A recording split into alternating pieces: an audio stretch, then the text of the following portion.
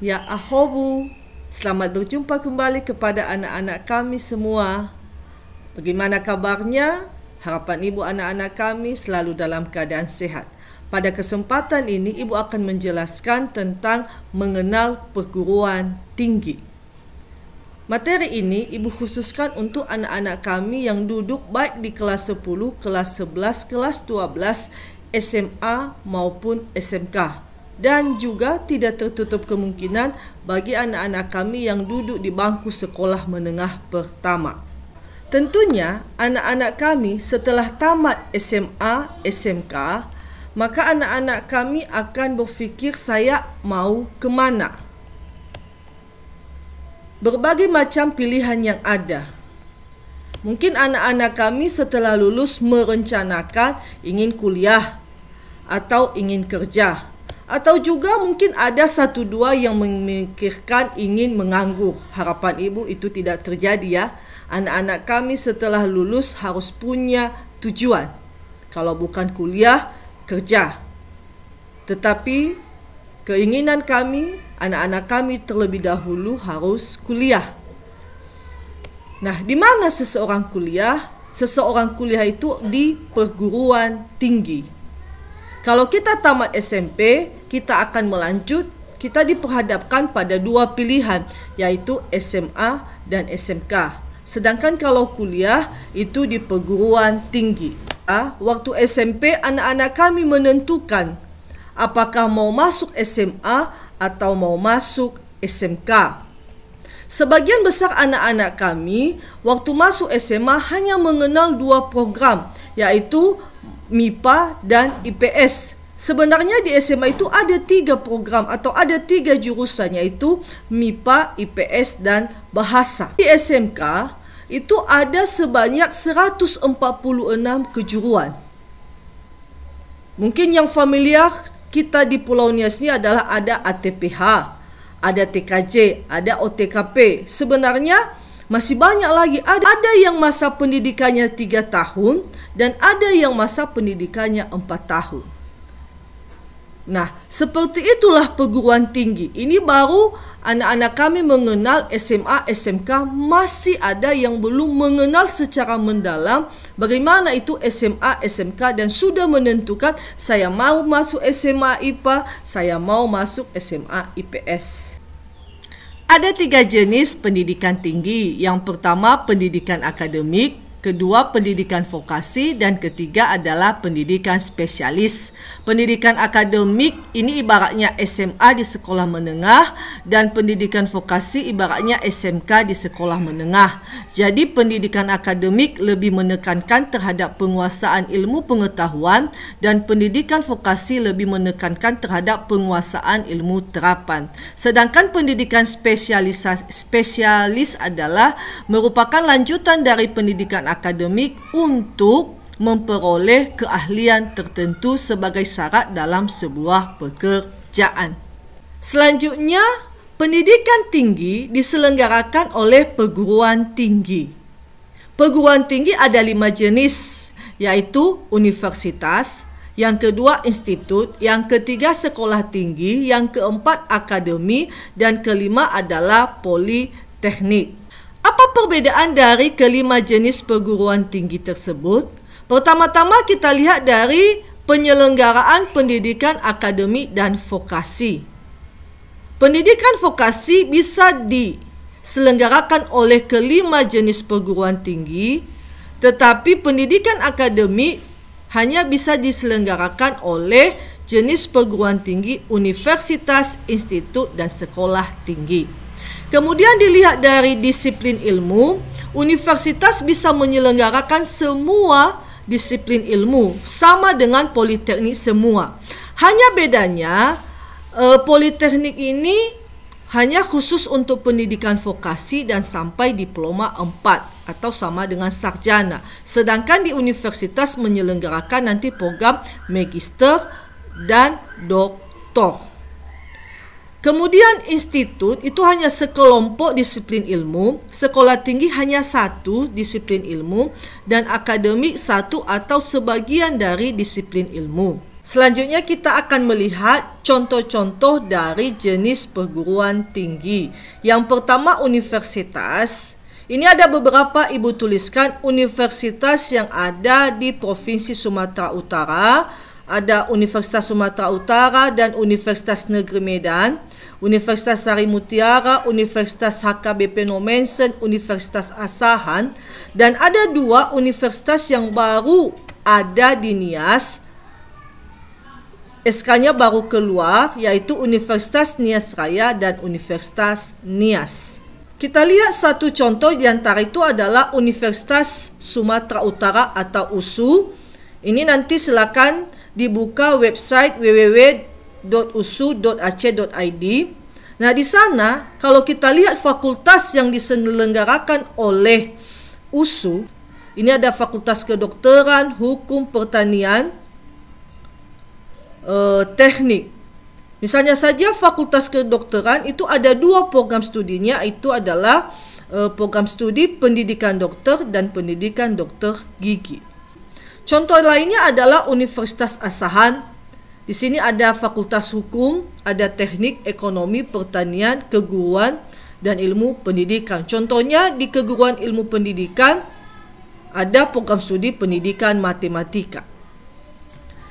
Jadi, di sini bisa kita lihat kalau universitas itu bisa menyelenggarakan semua disiplin ilmu. Contoh institut, di antaranya Institut Teknologi Bandung, Institut Teknologi Del, Institut Kesehatan Deli Husada, dan Institut Pemerintahan Dalam Negeri. Ini adalah sekolah kedinasan.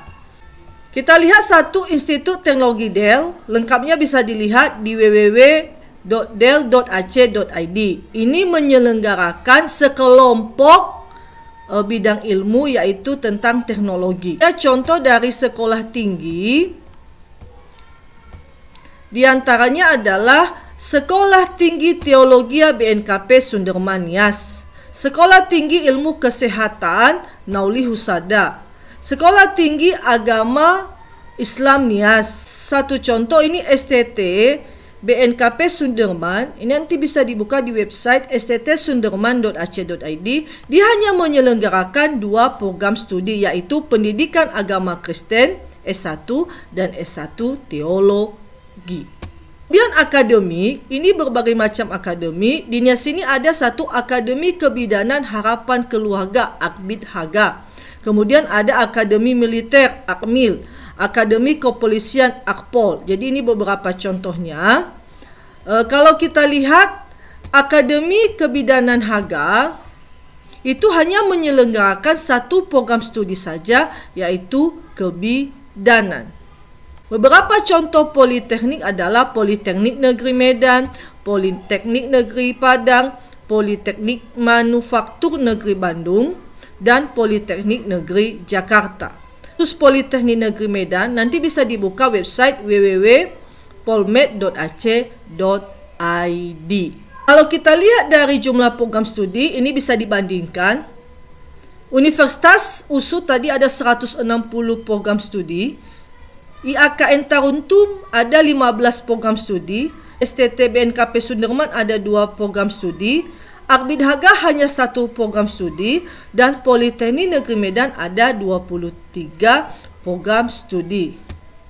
Ini tadi menjelaskan kalau disiplin ilmu yang diselenggarakan universitas lebih luas, sedangkan jenis perguruan tinggi lain hanya sekelompok atau sebagian.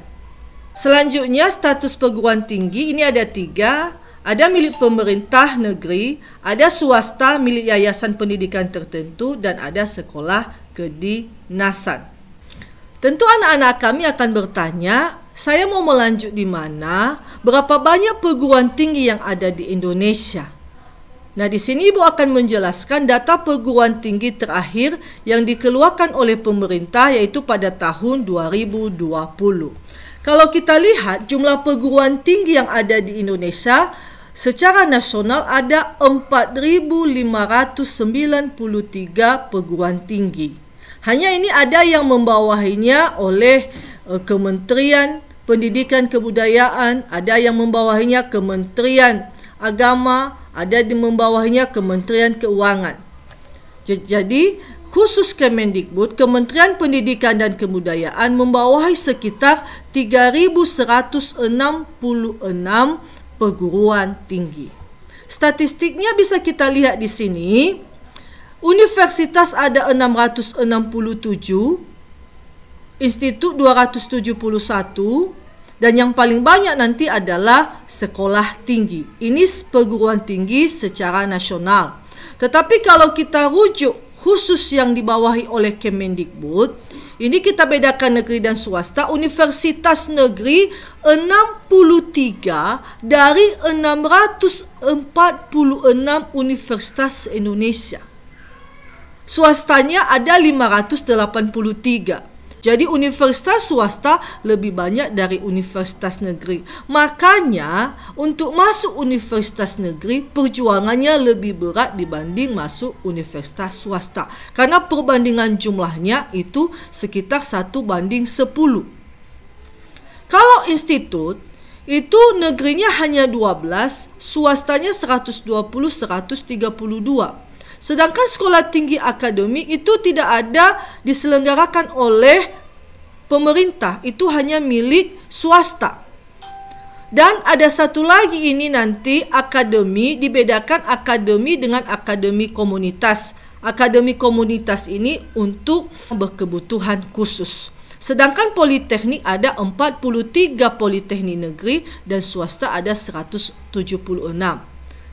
Khususnya di provinsi kita Sumatera Utara, ini adalah data jumlah perguruan tinggi, yaitu ada sebanyak 325 perguruan tinggi, yaitu universitas 43, institut 14, sekolah tinggi 171, akademi 78, dan politeknik 19. Nah, untuk data perguruan tinggi, apa saja jenis perguruan tinggi, nanti akan Ibu jelaskan pada video selanjutnya bagaimana kita melihat jenis-jenis atau nama-nama perguruan tinggi, bagaimana akreditasinya, apa saja program studinya. Nanti tunggu pada video selanjutnya. Dan ini khusus Sumatera Utara, itu hanya USU, Unimed, Politeknik Negeri Medan, Politeknik Kesehatan Medan, dan IAKN Tarutung. Jadi bandingkan hanya 5 yang negeri, 320 swasta. Contoh dari PTSD Sumut ada Universitas Sari Mutiara Indonesia, Institut Teknologi Del, Arbit Haga tadi, Steinias, Politeknik Santo Thomas. Inilah jenis-jenis perguruan tinggi swasta. Nah, sekarang kita akan bertanya, bagaimana masuk ke perguruan tinggi? Ini kita bedakan dua, perguruan tinggi negeri dan perguruan tinggi swasta. Sudah Ibu jelaskan tadi, perguruan tinggi negeri, kita bandingkan saja di Sumatera Utara, hanya 5 perguruan tinggi negeri, 320 perguruan tinggi swasta.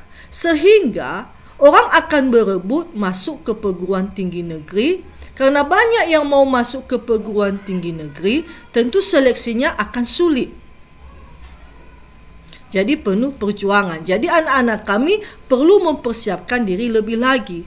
Makanya dari awal tadi Ibu katakan, video ini bukan hanya khusus untuk kelas 12. Ini dimulai dari kelas 10, bahkan untuk anak-anak kami di sekolah menengah pertama. Sehingga sudah jauh-jauh hari mempersiapkan diri jika ada keinginan masuk di perguruan tinggi negeri. Sehingga kita tidak kalah saing. Nah, bagaimana masuk ke perguruan tinggi negeri? Ini sejak 2 tahun lalu bisa kita cek di website www.ltmpt.ac.id. Ini khusus universitas dan institut dan sebagian politeknik.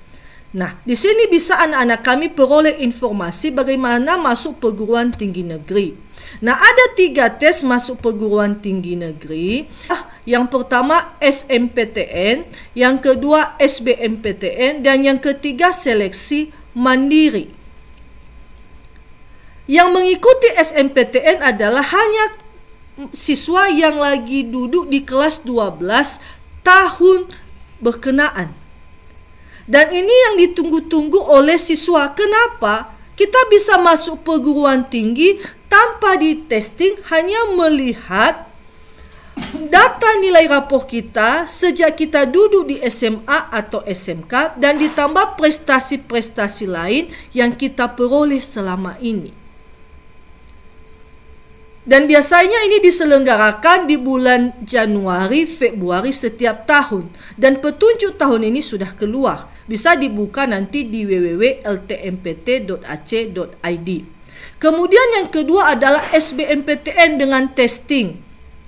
Nah, di sini kelemahan kita di Pulau Nias tidak ada lokasi menyelenggarakan SBMPTN. Sehingga kalau anak-anak kami mau melanjut, harus ke Medan paling dekat untuk mengikuti tesnya. Yang tesnya sekarang namanya adalah UTBK, Ujian Tertulis Berbasis Komputer.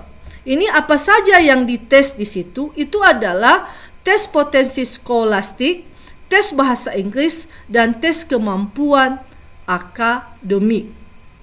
Dan yang ketiga adalah seleksi mandiri yang diselenggarakan oleh perguruan tinggi. Apa bedanya yang kedua dengan yang ketiga? Ini nanti pada umumnya dari uang kuliah. Uang kuliah jalur mandiri biasanya lebih besar dari yang jalur SBMPTN dan jalur SMPTN. Inilah kuota setiap tahun ini yang dikeluarkan oleh pemerintah dan hampir sama dengan tahun lalu. Dan bagaimana jalur penerimaan mahasiswa di perguruan tinggi swasta? Kita harus mencari di website perguruan tinggi swasta tersebut. Salah satu contohnya yang sering memberikan beasiswa di Pulau Nias ini adalah UPH. Maka untuk mengetahui informasi masuk UPH, kita bisa cari di website UPH sendiri atau media sosial resmi mereka, apakah Instagram, YouTube atau Facebook. Jadi begitu cara untuk mengetahui bagaimana jalur penerimaan mahasiswa di perguruan tinggi swasta. Demikian penjelasan Ibu pada video kali ini. Mudah-mudahan anak-anak kami bisa memahaminya. Dan jangan lupa saksikan video selanjutnya.